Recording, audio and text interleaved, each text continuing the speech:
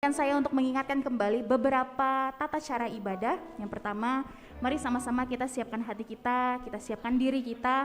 Khusus untuk saudara yang ada di tempat ini, yang beribadah di tempat ini, mari kita sama-sama jaga keheningan. Untuk handphone boleh di silent. Kemudian untuk saudara tetap menduduki tempat duduk yang sudah disediakan masing-masing. Dan untuk saudara yang ada di rumah-rumah yang mengikuti ibadah ini secara Zoom, kami rindu saudara untuk menyalakan kamera saudara biar kehadiran Bapak Ibu walaupun secara online tetap dapat memberkati satu sama lain. Kemudian untuk persembahan saudara, di kursi-kursi yang saudara duduki sudah tersedia amplop. Jadi bagi saudara yang ingin memberikan secara cash dapat memasukkan ke amplop, kemudian nanti setelah ibadah selesai boleh dimasukkan ke kotak persembahan. Dan untuk yang mengikuti ibadah secara Zoom, untuk persembahan boleh dilakukan secara transfer dengan nomor rekening yang nanti akan diinformasikan lebih lanjut. Terima kasih, Tuhan Yesus memberkati, selamat beribadah saudara.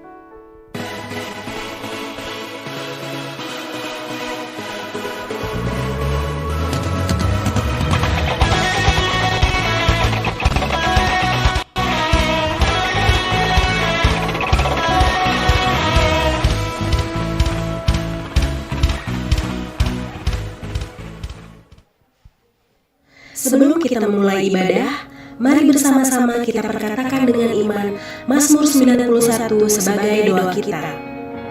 Dalam lindungan Allah.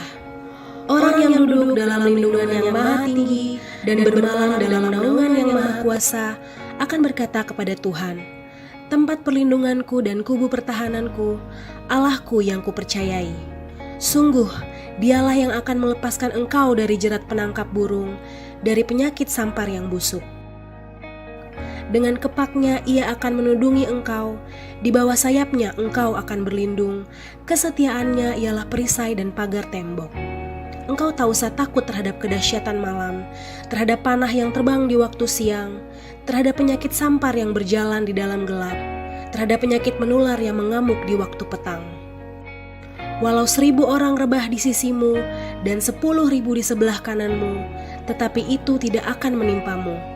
Engkau hanya menontonnya dengan matamu sendiri dan melihat pembalasan terhadap orang-orang fasik. Sebab Tuhan ialah tempat perlindunganmu, yang maha tinggi telah kau buat tempat perteduhanmu. Malapetaka tidak akan menimpa kamu, dan tulah tidak akan mendekat kepada kemahmu.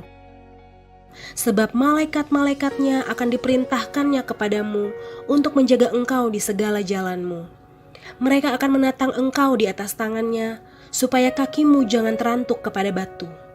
Singa dan ular tedung akan kau langkahi, engkau akan menginjak anak singa dan ular naga. Sungguh hatinya melekat kepadaku, maka aku akan meluputkannya. Aku akan membentenginya sebab ia mengenal namaku. Bila ia berseru kepadaku, aku akan menjawab. Aku akan menyertai dia dalam kesesakan.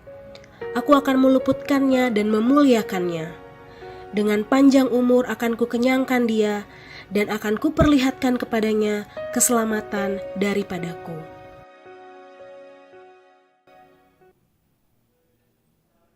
Mari saudara kita berdoa syafaat. Bapa dalam kerajaan surga, kami bersyukur pada pagi hari ini. Terima kasih Tuhan untuk di bulan November ini ya Tuhan. Kami masuki awal ya Tuhan. Kami percaya Tuhan dan kami bersyukur atas tuntunan-Mu sepanjang hidup kami. Bapa, ini kami hamba-Mu ya Tuhan. Kami mengangkat tangan kami ingin berdoa bagi bangsa kami Indonesia. Kiranya Engkau ya Tuhan, kami bersyukur kami boleh berada di negeri kami ini Tuhan Indonesia. Terima kasih Tuhan, kami percaya Tuhan, Engkau Allah yang berdaulat atas bangsa kami ini ya Tuhan. Terima kasih untuk vaksin-vaksin yang telah berjalan dengan baik ya Bapa. Terima kasih Tuhan untuk kesembuhan demi kesembuhan semakin hari kami melihat. Kuasa-Mu dahsyat ya Tuhan menyembuhkan bagi mereka yang sakit COVID-19. Terima kasih ya Tuhan untuk program pemerintah kami ini ya Tuhan. Semua karena kasih karunia-Mu ya Tuhan. Terima kasih ya Bapa, terima kasih atas belas kasihan-Mu ya Tuhan. Dan kami percaya dan kami akan melihat perekonomian bangsa kami akan semakin hari semakin meningkat. Kami percaya ya Tuhan. Terima kasih ya Tuhan untuk para medis yang telah.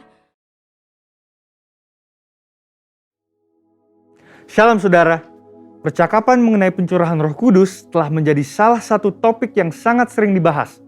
Berhubungan dengan ini, salah satu pokok diskusi yang sering kali muncul adalah mengapa ada istilah Pentakosta ketiga. Bukankah peristiwa Pentakosta merupakan sebuah peristiwa final, unik, dan spesifik yang tidak mungkin terulang kembali? Mari kita telusuri apa yang Alkitab katakan mengenai hal tersebut.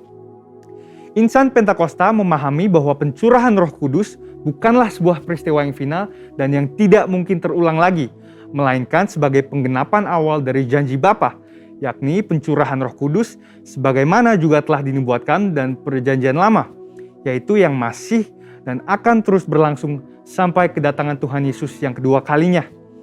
Alkitab pun menunjukkan, meskipun tidak semua, tetapi ada nubuatan tertentu di mana penggenapan dari nubuatan tersebut terjadi berulang kali. Ini berarti bahwa ketika nubuatan tersebut terjadi dalam suatu kurun waktu, bukan berarti nubuatan tersebut sudah tidak ada pengenapannya lagi. Justru pengenapan awal dari sebuah nubuat berperan sebagai model atau contoh yang menunjukkan betapa luar biasanya potensi dari pengenapan itu nantinya. Inilah yang kita kenal dengan multiple fulfillment of prophecy. Contohnya peristiwa pencurahan Roh Kudus secara luar biasa yang terjadi di kamar loteng atas di Yerusalem. Pada waktu itu, kejadian ini sangat dramatis sehingga menarik perhatian banyak orang yang saat itu sedang berziarah ke Yerusalem untuk merayakan Hari Raya Yahudi. Namun, apakah ini merupakan penggenapan akhir dari nubuatan Yoel? Mengingat bahwa masih ada beberapa aspek yang belum terpenuhi dalam nubuatan Yoel dalam peristiwa Pentakosta, yang diantara lainnya adalah pertama, bahwa Roh Kudus belum dicurahkan atas semua manusia, melainkan hanya dalam kelompok yang terbatas dan dalam cakupan area yang terbatas. Yang kedua adalah tanda-tanda heran di langit dan di bumi yang tidak nampak dalam peristiwa Pentakosta. Dan yang ketiga adalah bahwa hari Tuhan belum datang, yaitu hari di mana Tuhan Yesus akan datang dan duduk di tahtanya sebagai hakim yang adil. Pasca pencurahan Roh Kudus di kamar loteng atas, Petrus dalam khotbahnya di Kisah Para Rasul 2 ayat 38-39 berkata, "Maka kamu akan menerima karunia Roh Kudus, sebab bagi kamulah janji itu dan bagi anak-anakmu dan bagi orang yang masih jauh, yaitu sebanyak yang akan dipanggil oleh Tuhan Allah kita." Albert Barnes mengatakan bahwa pernyataan dalam ayat tersebut tidak terbatas hanya kepada orang-orang Yahudi, melainkan berlaku juga bagi generasi yang masih jauh, yakni generasi di masa kini dan juga bagi orang-orang non-Yahudi atau Gentiles.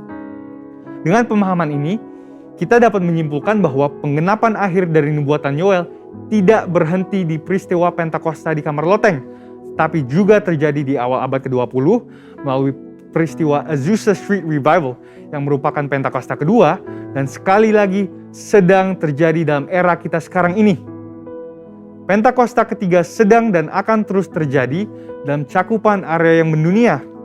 Peristiwa ini juga akan disertai oleh tanda-tanda heran dan ajaib dan akan mengarah kepada kedatangan Kristus yang kedua kalinya. Tentunya istilah Pentakosta ketiga bukanlah istilah yang dibuat-buat oleh Bapak Pendeta Dr. Insinyur Niko Nyotraharjo sebagai hamba Tuhan yang menerima tuntunan dan visi ini, melainkan berdasarkan preseden penggunaan terminologi Pentakosta kedua yang sudah dikenal sejak awal abad ke-20. Beberapa catatan dokumentasi penting yang mencatat hal ini adalah Australasian Record, volume 39, nomor 19, yang menuliskan sebuah artikel berjudul "The Second Pentecost Will Be Even Greater Than the First". Wesley Mylan juga menyebutkan peristiwa Pentakosta kedua dalam bukunya The Latter Rain Covenant.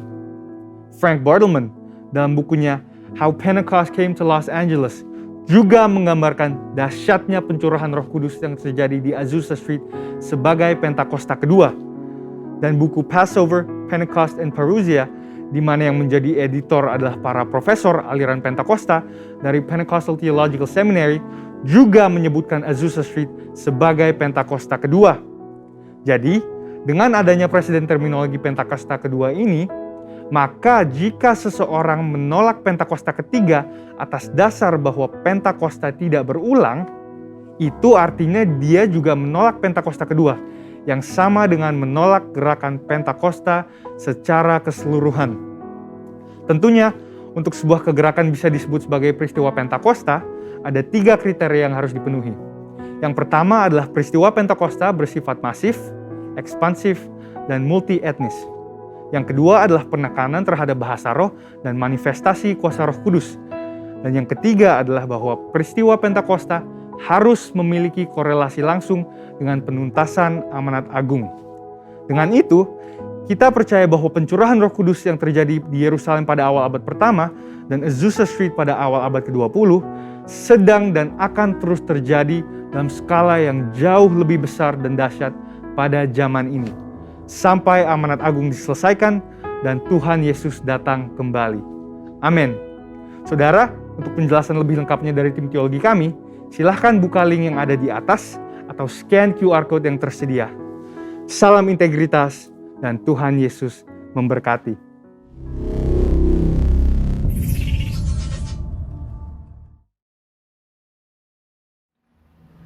Mari, sebelum lebih lagi kita masuk dalam pujian penyembahan dan firman Tuhan, bersama-sama kita deklarasikan Pentakosta ketiga. Pentakosta ketiga adalah pencurahan Roh Kudus yang dahsyat di zaman ini, melebihi yang terjadi di Azusa Street.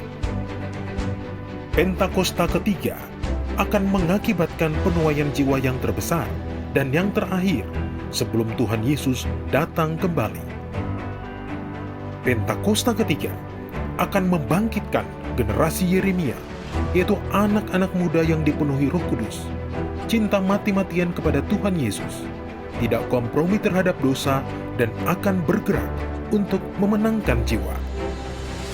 Pentakosta ketiga lahir di Indonesia dan bergerak ke bangsa-bangsa.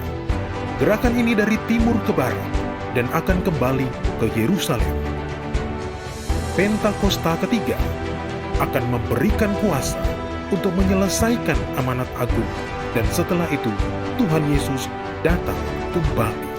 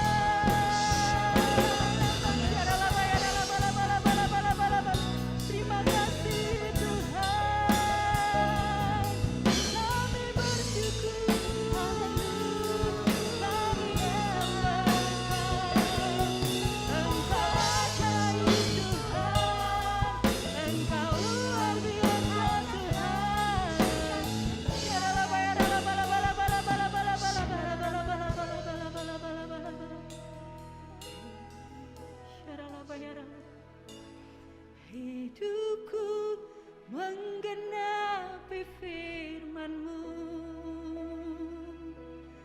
tanda mujizat sertai tiap langkahku. Kau bersamaku di dalamku, jadi bukti kebesaran-Mu. Lebih lagi katakan, hidupku menggenapi firman-Mu. Biar hidup kami menggenapi janji-Mu, Tuhan. Tanda mujizat sertai tiap langkahku. Kau bersamaku di dalamku,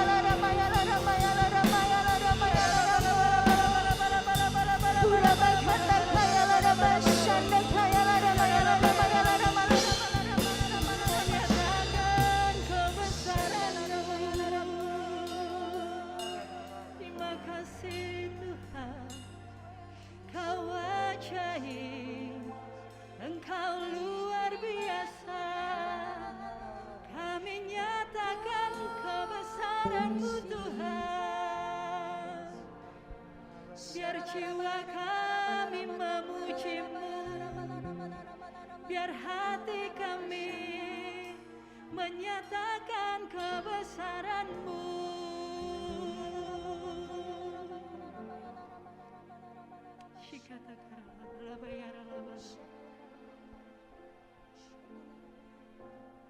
Then sing my soul, my Savior's God to Thee. How great Thou art! How great Thou art! Then sing my soul, my Savior's God to Thee. How great Thou art! How great Thou art! Mari sama-sama bangkit berdiri. Yes, my soul, my Savior God to Thee. How great Thou art, my Savior. How great Thou art. Let's sing my soul, my soul.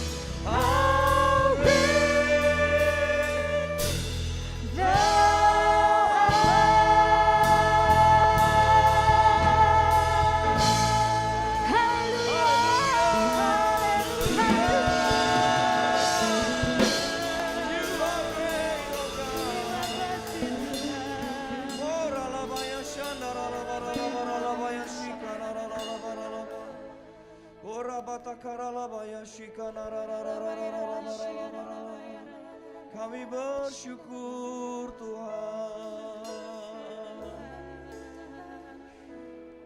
Engkau hadir di tempat ini ya Tuhan, di rumah Tuhan ini. Terima kasih Tuhan Yesus, kami menikmati segala kebaikan-Mu, segala kemurahan-Mu ya Tuhan.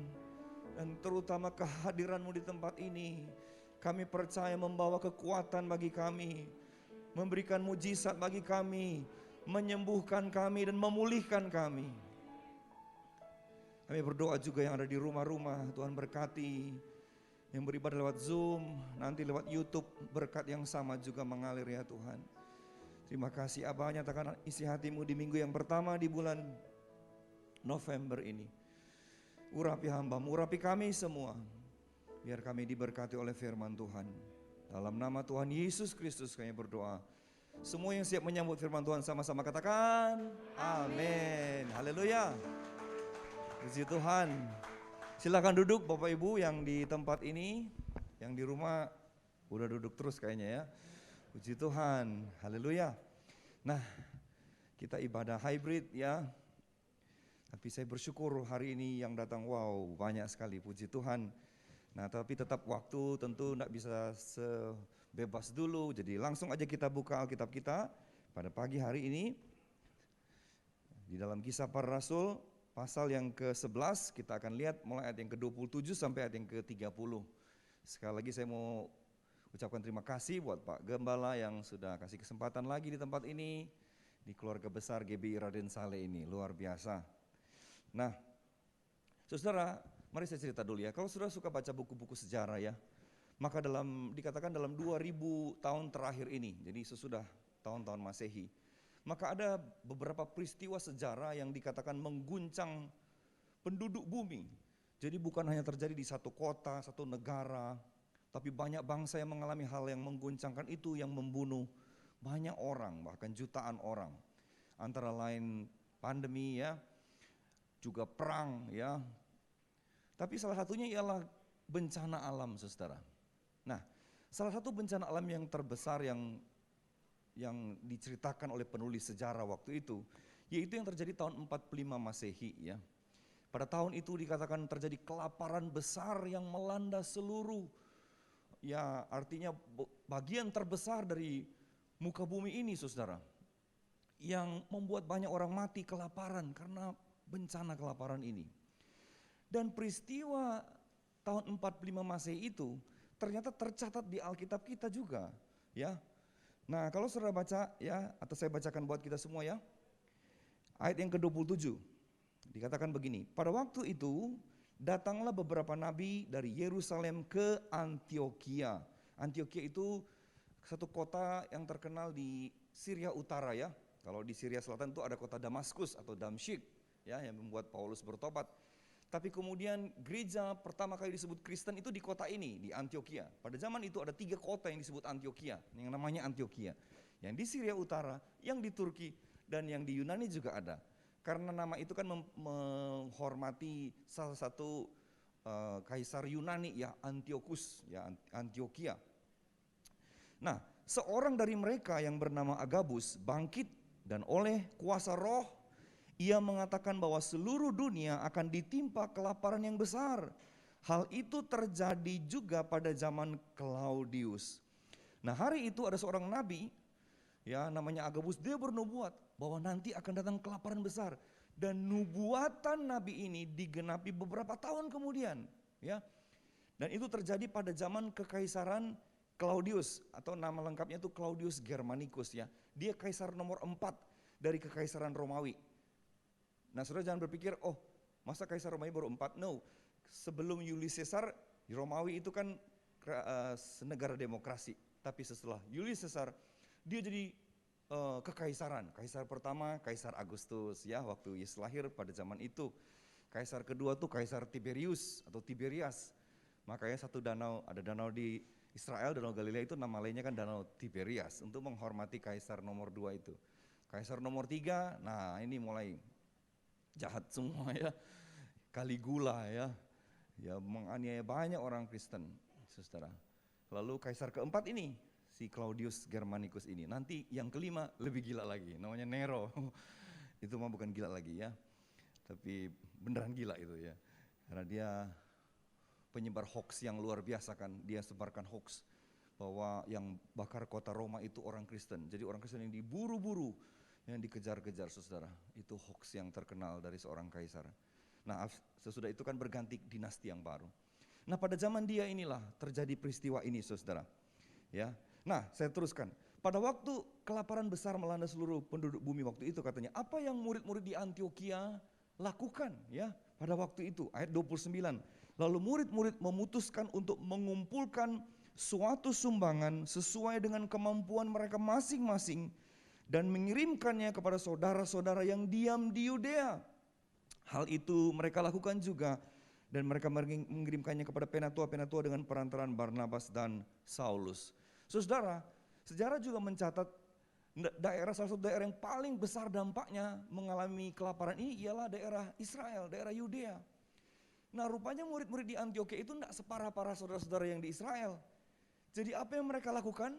Mereka bukan berlama-lama berpikir, maaf ya mungkin berlama-lama merenung, ini kenapa lagi ya, kenapa Tuhan izinkan terjadi ya.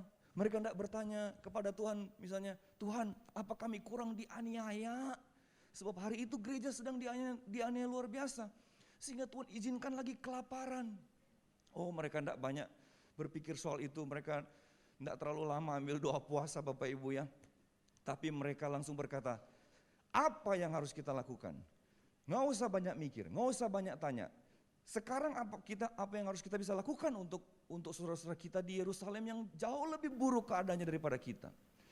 Ya, dan mereka berkata, mereka mengumpulkan bantuan, dianterin sama Barnabas dan Paulus, kirim ke saudara-saudara di Yudea. Saudara, apa yang sedang kita baca lewat beberapa ayat ini? Saya percaya Tuhan sedang menunjukkan sesuatu kepada kita. Bahwa jemaat Antiokhia sedang memberi teladan yang namanya kedewasaan rohani buat kita semua.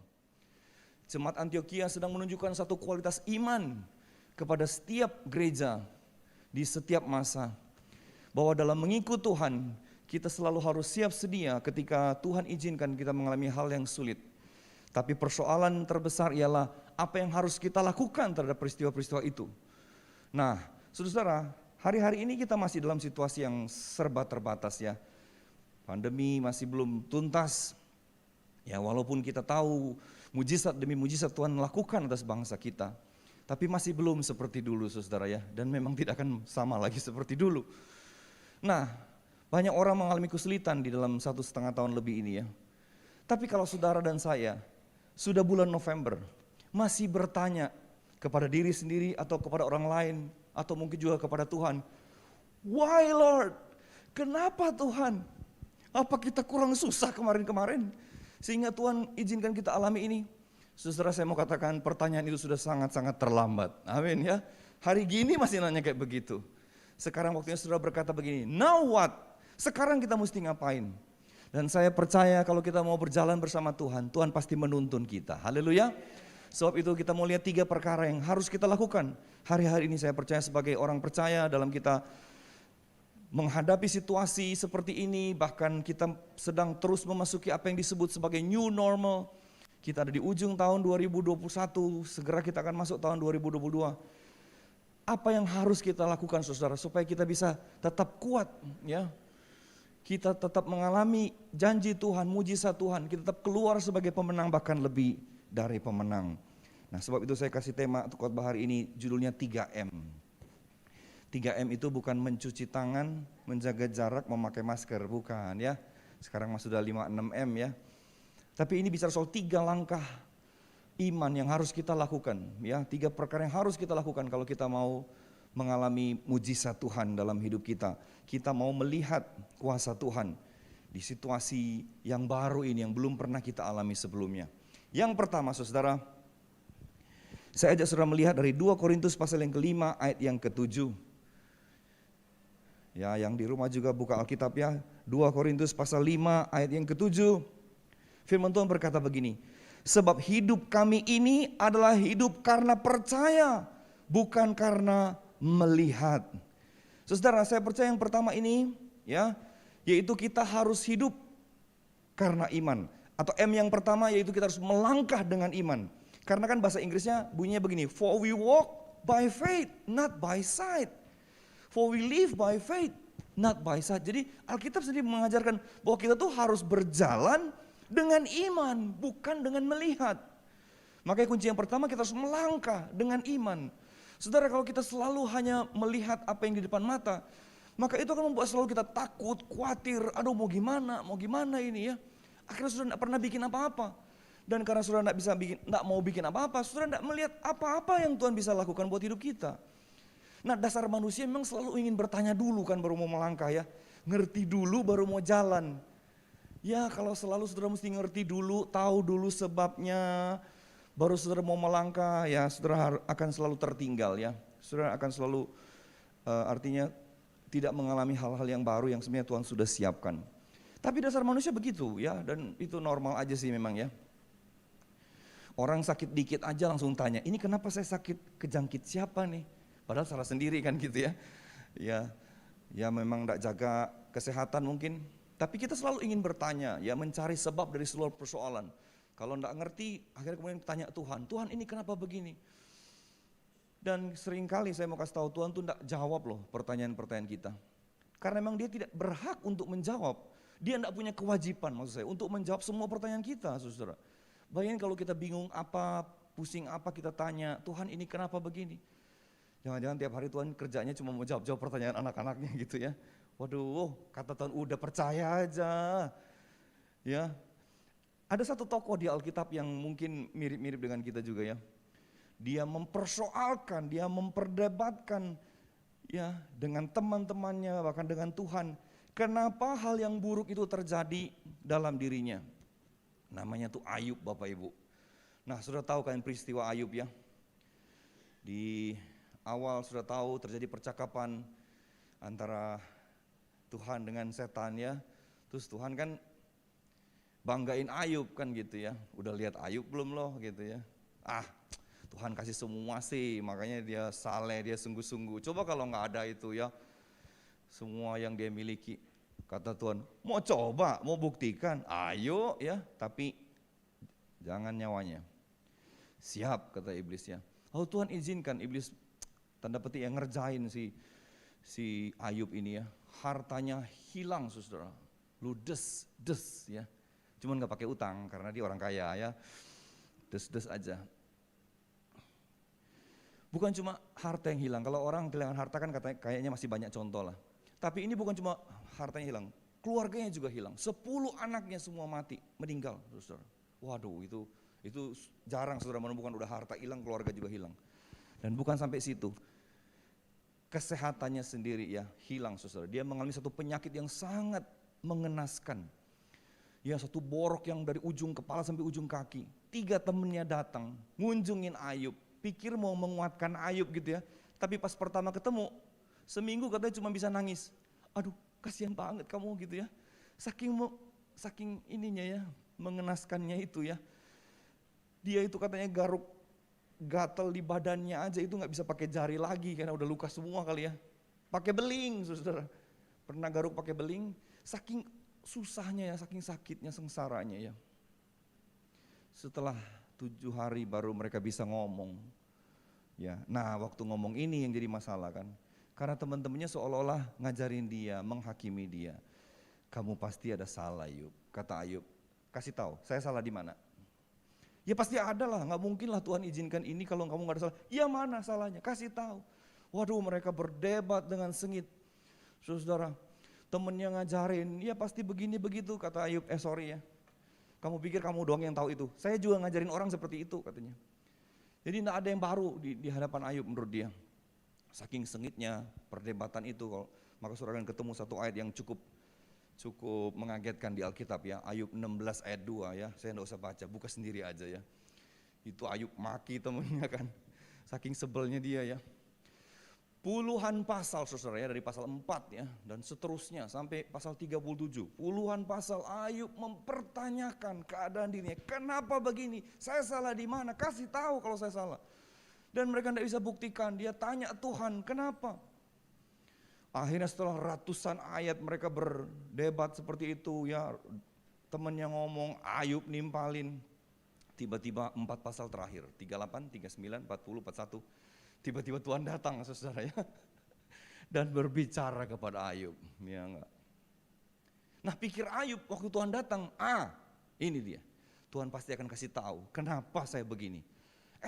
Ternyata Tuhan tetap tidak jawab pertanyaannya dia loh, yang kemarin dia sudah tanya bertubi-tubi itu. Bahkan Tuhan pun tidak cerita sama dia behind the story peristiwa itu ya. Tuhan tidak perlu kasih tahu apa-apa kepada Ayub. Tuhan hanya melemparkan dia dengan sekian pertanyaan, saudara. Yang satu pertanyaan pun Ayub tidak bisa jawab. Tuhan balas bertanya begini sama Ayub, Ayub, aku mau tanya sama kamu, ya toh. Waktu aku menciptakan langit dan bumi, kamu di mana? Dan Ayub bisa jawabkan, ya belum ada lah dia. Dan Tuhan ungkit atau sebutkan hal-hal yang lain yang memang di luar kemampuan manusia untuk mengetahui ya, mengatur, merencanakan. Tuhan bahkan sebutin nama hewan-hewan yang tidak bisa dijinakkan oleh manusia. Waktu aku ciptakan kuda Nil, buaya, kamu di mana?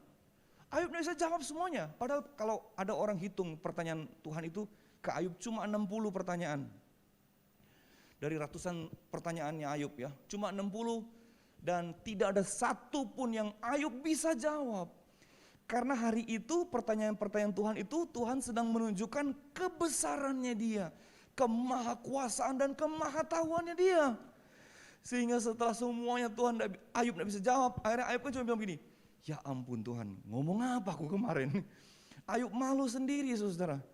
Karena Tuhan membalikkan dia dengan pertanyaan-pertanyaan yang menunjukkan bahwa udahlah, lu percaya aja sama gua, kira-kira begitu kan.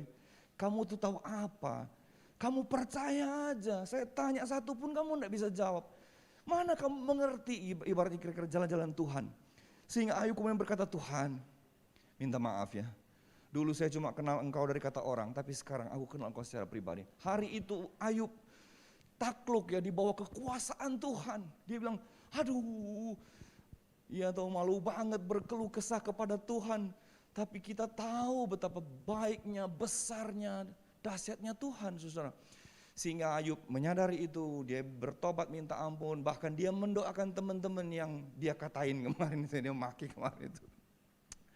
Dia doain dan Alkitab berkata Allah kemudian memberkati Ayub. Tuhan memulihkan kembali keadaan Ayub 2 kali lipat dan persis 2 kali lipat. Kalau saudara hitung kekayaan Ayub di pasal pertama dan pemulihan di pasal 42 persis 2 kali lipat.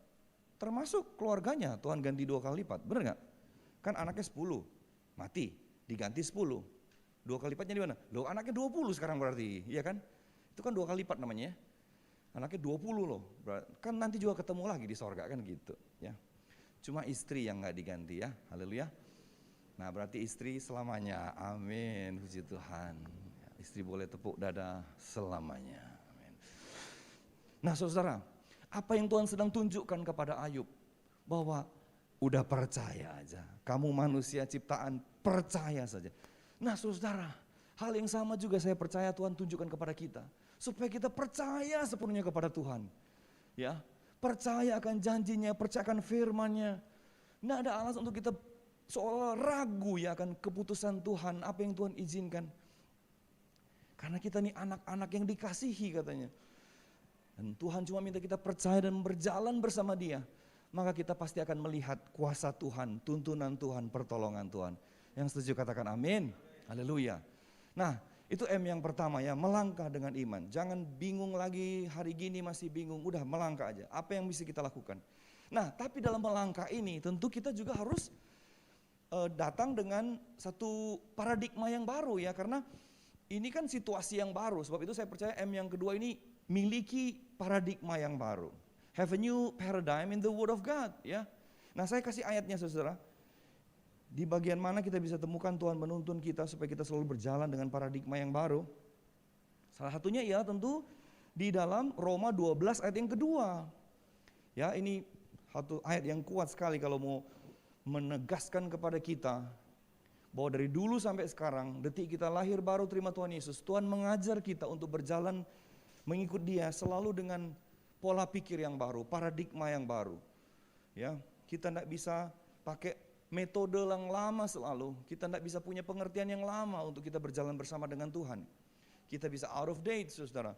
Sebab itu kita harus melangkah selalu dengan paradigma yang baru. Roma 12 ayat 2, ya, firman Tuhan berkata, janganlah kamu menjadi serupa dengan dunia ini, tetapi berubahlah oleh pembaharuan budimu, ya, the renewing of your mind, ya, bahasa Inggrisnya, sehingga kamu dapat membedakan manakah kehendak Allah, apa yang baik, yang berkenan kepada Allah dan yang sempurna. By the way, ini memang kalau bahasa Indonesia, ya bukan mau mengecilkan bahasa Indonesia, tapi memang kurang tepat ya penerjemahannya ya. Karena kalau diterjemahkan seperti ini, orang akan berpikir bahwa kita harus punya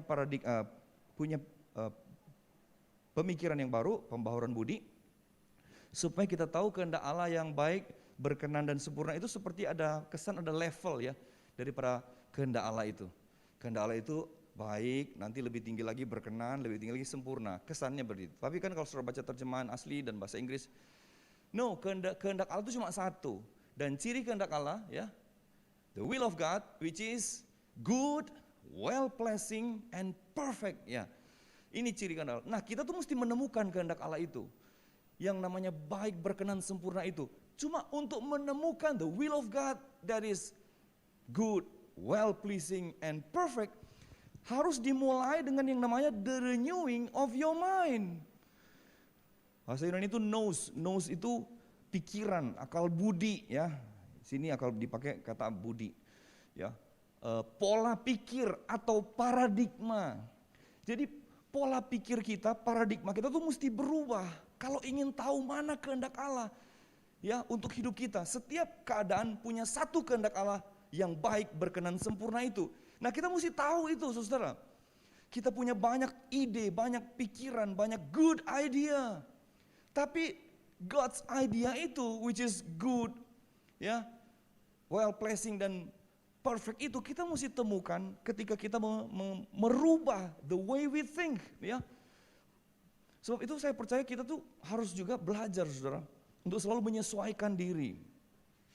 Cara-cara yang lama tidak bisa kita pakai tahun ini, apalagi tahun depan, tidak bisa. Paradigma selalu akan membuat kita mengalami kemajuan, mengalami paradigma yang baru, ya, akan selalu membuat kita mengalami satu terobosan yang baru. Saudara, ada buku terkenal yang pertama kali dicetak tahun 1905. Bayangin, buku itu udah lama sekali, tapi dibaca orang terus, ya, dicetak ulang. Yaitu satu buku yang ditulis oleh Opung Weber, ya.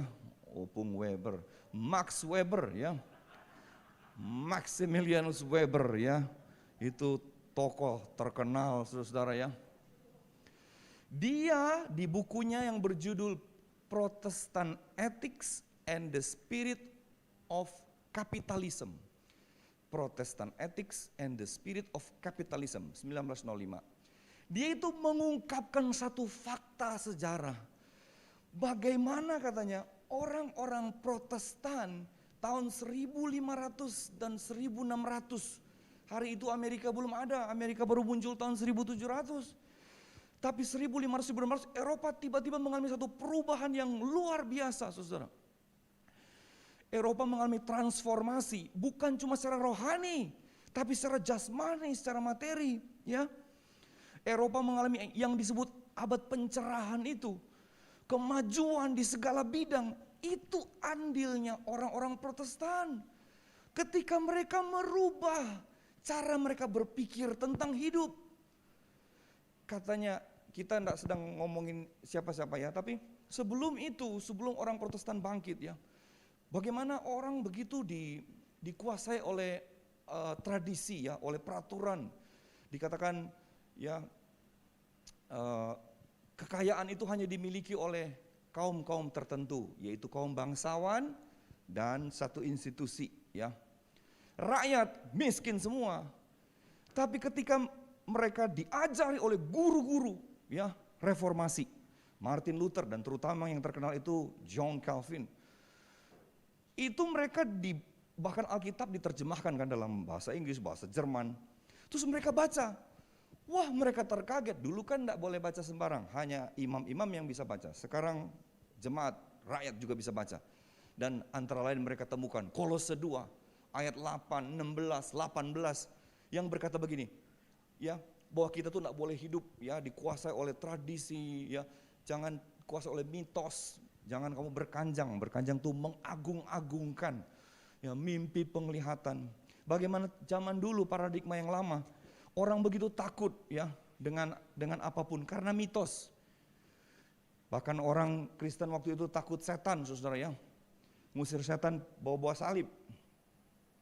Tapi orang Protestan waktu mereka baca Alkitab, loh, Alkitab bilang setan di bawah kaki kita katanya. Waduh, jadi mereka bangkit keberaniannya. Bahkan kalau perlu ditanya, mana setannya gitu. Siapin bumbu, kalau ada kita potong sekalian gitu ya. Kita masak sekalian, kira-kira begitulah. Jadi mereka tidak takut lagi. Mereka belajar, oh ternyata Alkitab mengajar untuk kita berdoa dan bekerja. Ya. Dan banyak contoh, saudara, bagaimana paradigma yang baru itu yang merubah hidup mereka. Ya, dengan waktu mereka kembali menemukan firman Tuhan ini ya. Dan yang terutama tentu mereka baca. Nah, ini yang kemudian merujuk ke kapitalisme itu ya. Orang berlomba-lomba untuk diberkati karena supaya bisa menjadi berkat kan. Alkitab bilang kan kita harus diberkati supaya jadi berkat. Amin, saudara.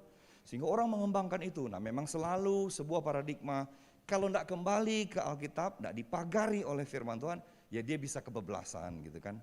Akhirnya kan jadi istilah kapitalisme itu jadi negatif karena dengan berbagai cara, dengan segala cara kita berusaha mendapatkan kekayaan itu ya. Dengan cara yang salah pun.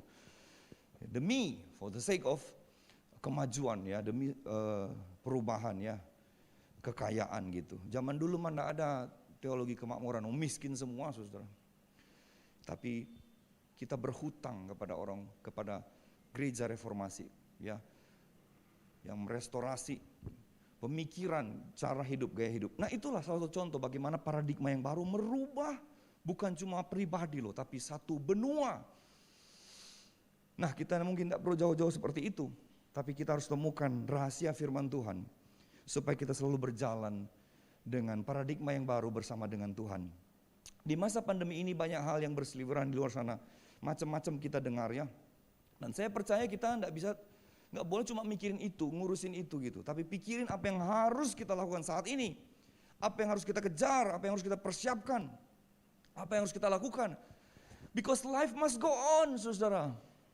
Saudara nggak bisa tunggu situasi berubah. Cannot. Kita yang mesti berubah, saudara ya, untuk menghadapi itu semua. Ya, saudara nggak bisa selalu. Maaf ya, saya suka ketemu orang yang ngomong gini, aduh telat saya pak, kenapa? Aduh coba dulu saya sudah punya ini, kemarin tuh hampir aja tahu saya mau beli itu, tapi nggak jadi, sekarang telat deh. Jadi ngomongnya selalu, seandainya dulu katanya punya ini, beli ini. Saya bilang, ya udah telat, udah nggak bisa kan. Tapi ya ngomongnya masih andaikan gitu ya.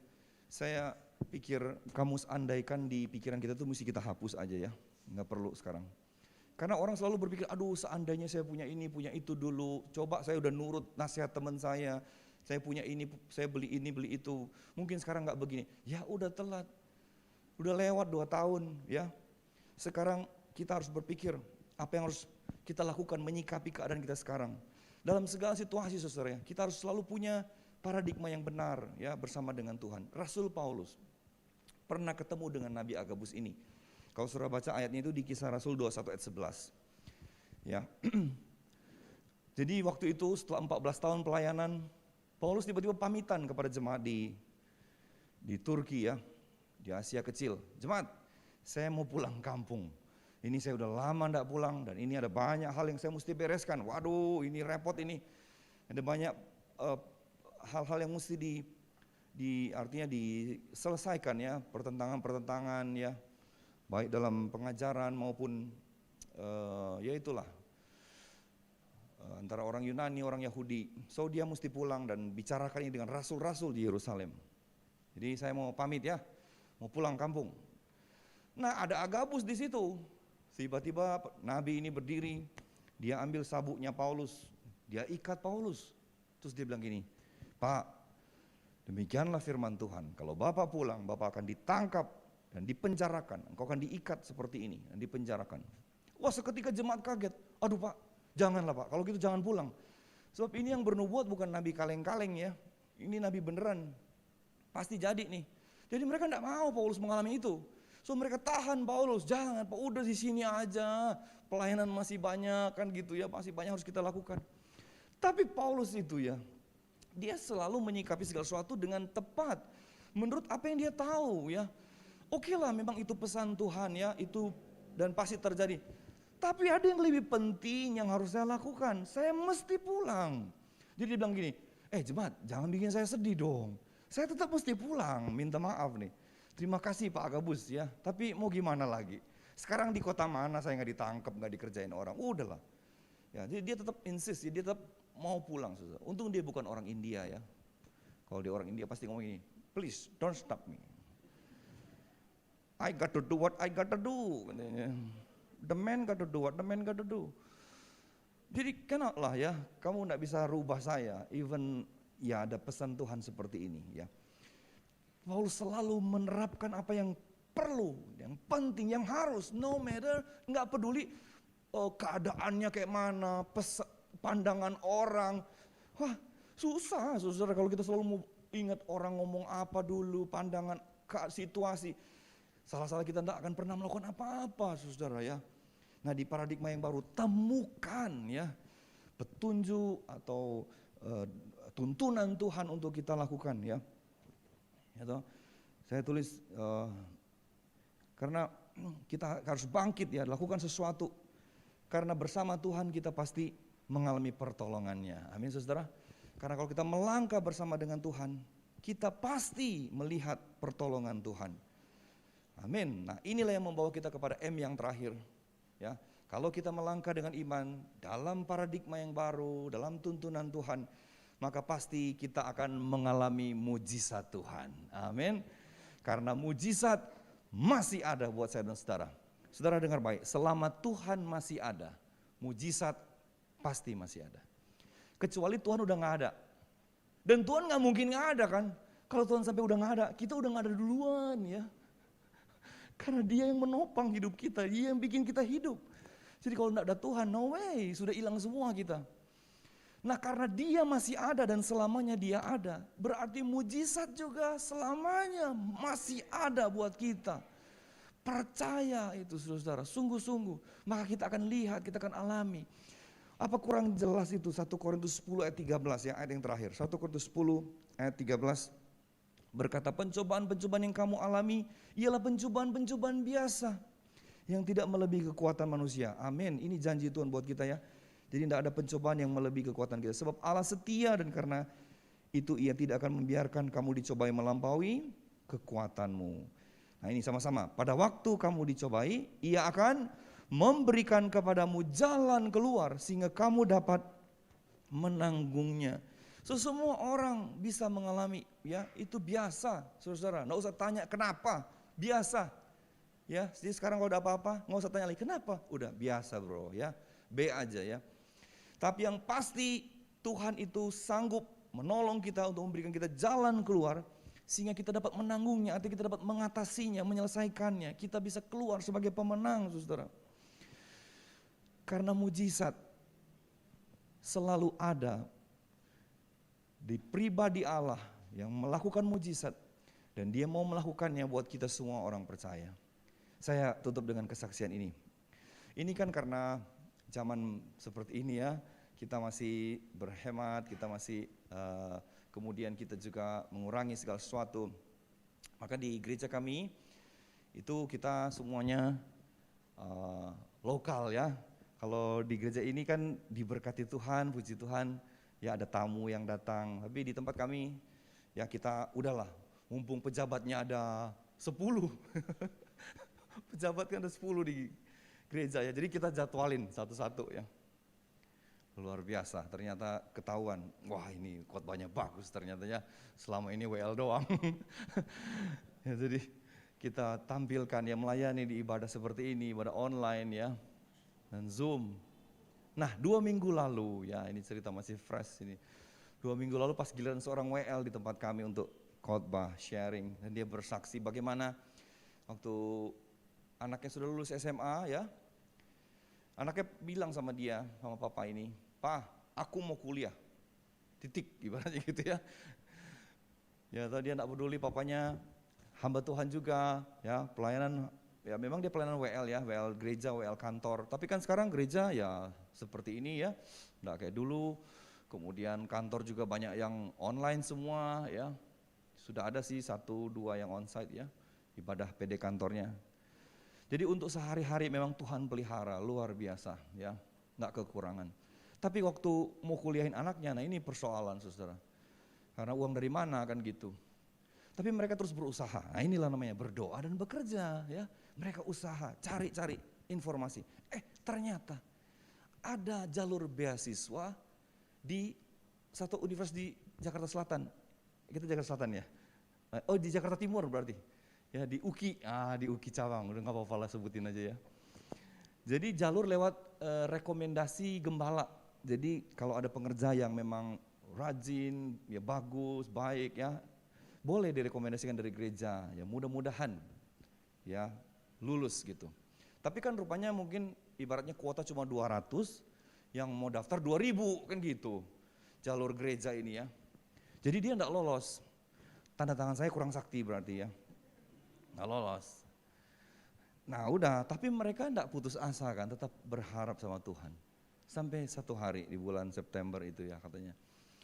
Sudah mau kuliah, ada temennya WL saya ini telepon.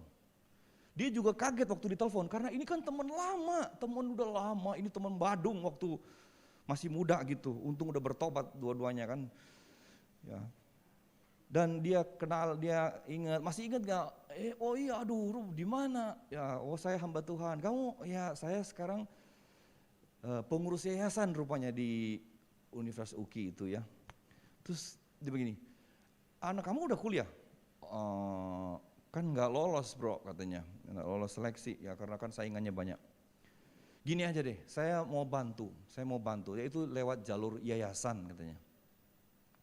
Jadi ada jalur yayasan memberikan beasiswa kepada yang dipilih gitu. Nah itu lebih sedikit lagi tuh pilihannya.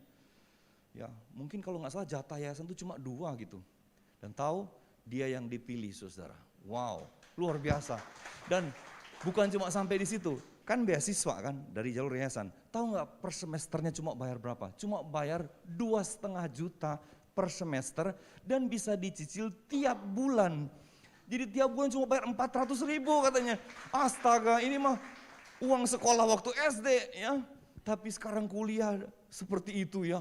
Dia ngambil sastra Inggris, kuliah bayar 400.000 per bulan. Satu semester cuma 2,5 juta. Itu kalau bukan mujizat Tuhan, mujizat dari mana ya?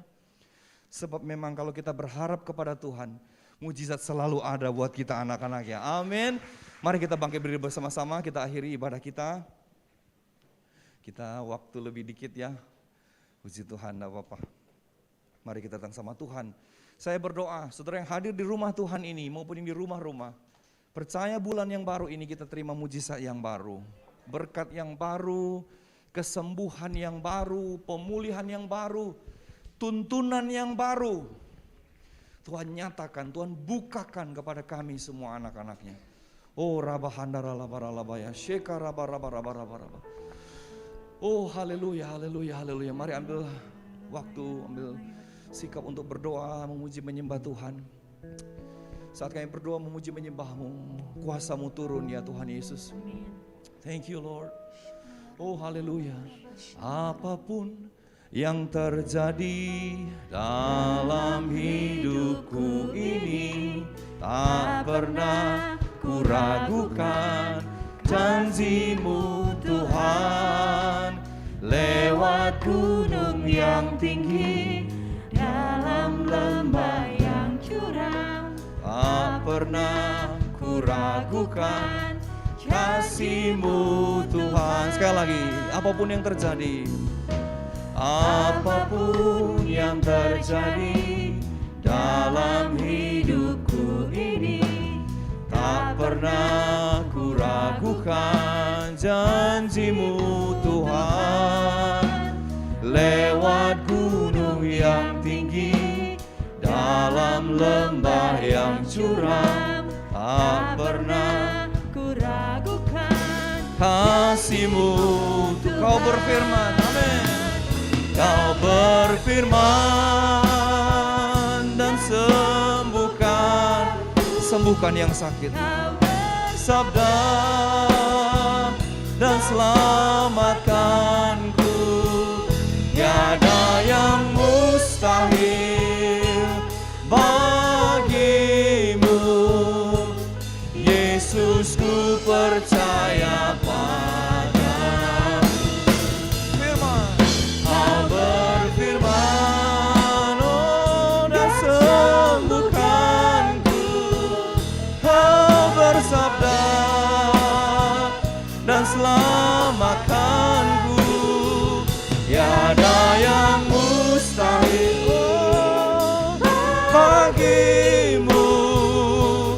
Yesus, ku percaya padamu. Sekali lagi.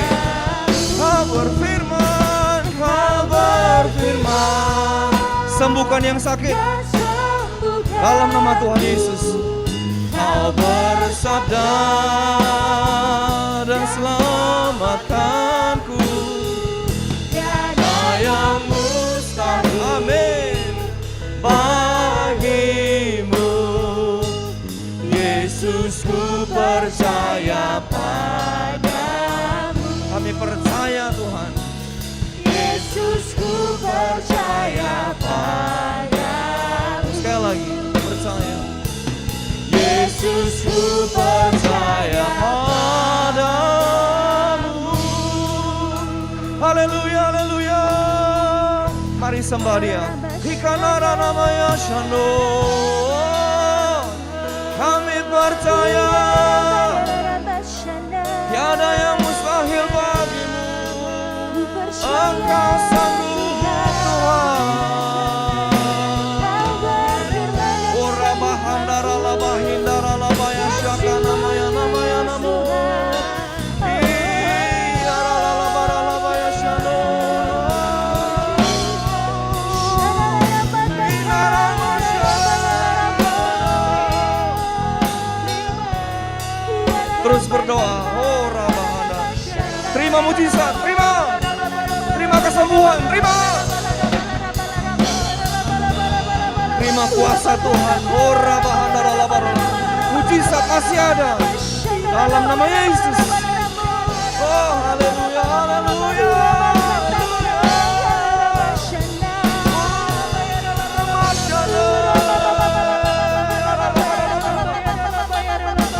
Dahsyat Tuhan, Kau luar biasa.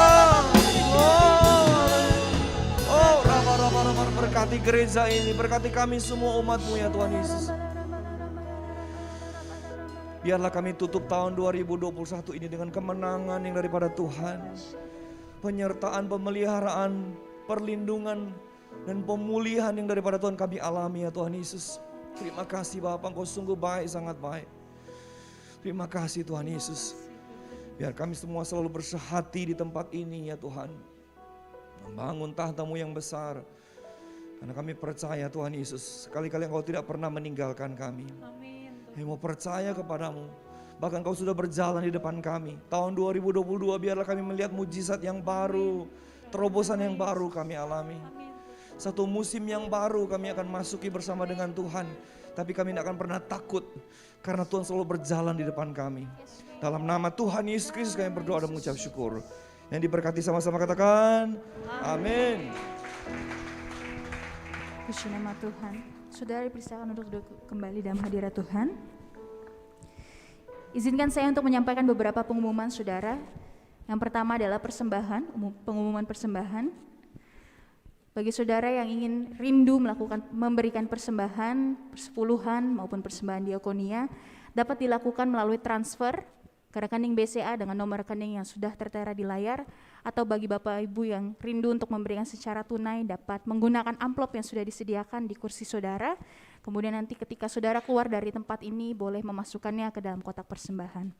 Pengumuman yang kedua, ibadah hybrid GBI Raden Saleh diadakan setiap hari Minggu pukul 10 pagi.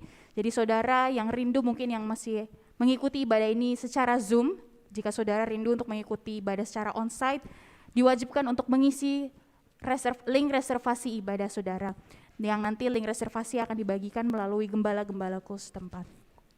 Pengumuman yang berikutnya, informasi mengenai pelayanan jemaat.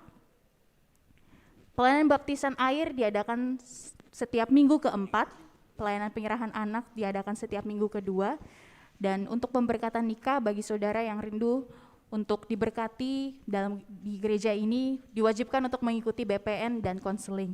Dan untuk informasi lebih lanjut mengenai pelayanan jemaat, saudara dapat menghubungi nomor sekretariat GBI Raden Saleh melalui nomor yang sudah tertera di layar.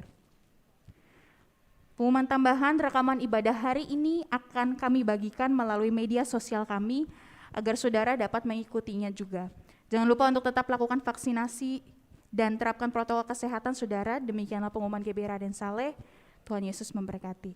Dan sebentar kita sama-sama akan menyaksikan video ulang tahun saudara-saudara kita, keluarga kita yang berulang tahun sepanjang bulan Oktober, dan kemudian akan didoakan oleh gembala kita dan ditutup oleh doa berkat.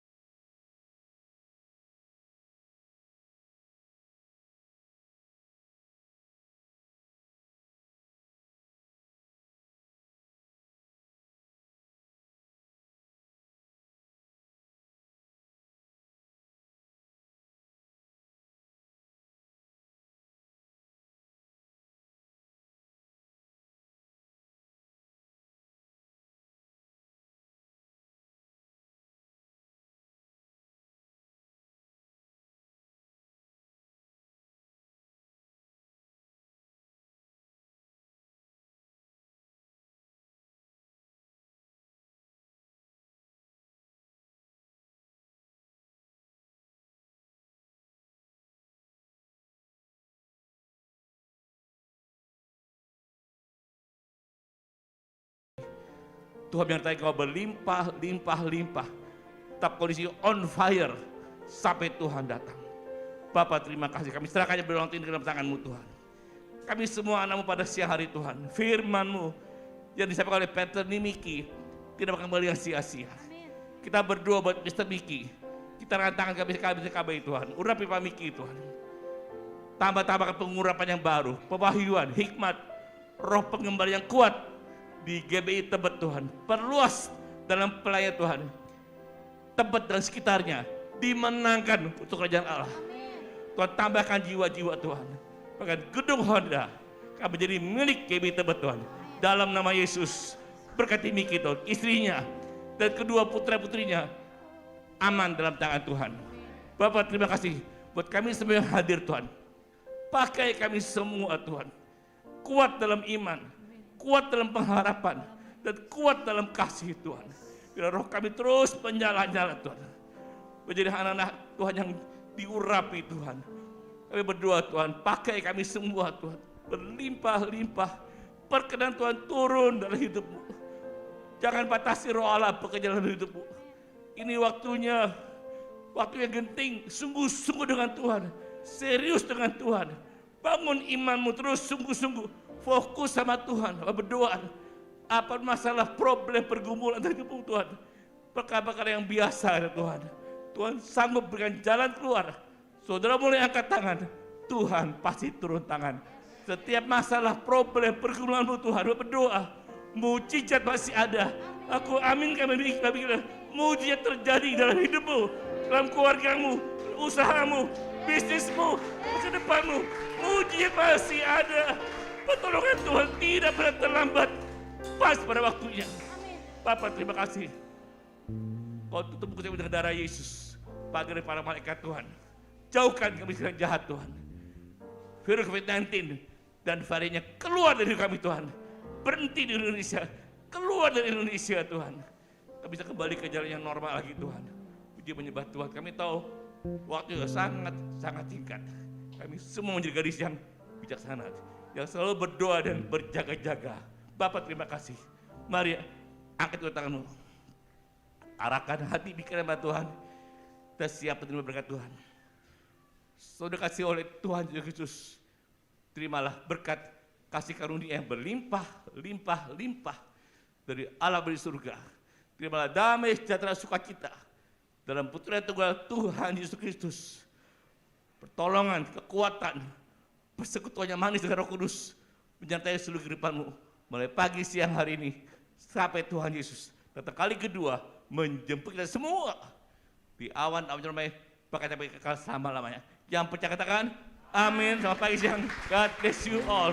Haleluya. Shalom semuanya. Amin. Oke, saudara dipersilakan untuk duduk dulu.